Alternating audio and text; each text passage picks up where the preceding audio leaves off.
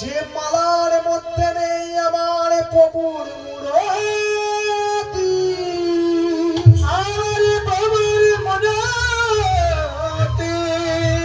আমি গলায় রাখি যদি সেই গজমতি, গজমতি আমি অহংকারে যদি হয়ে যাই আনমতি, সেই জন্যই আমি ছিঁড়ে ফেলে দেই এই গজমতি।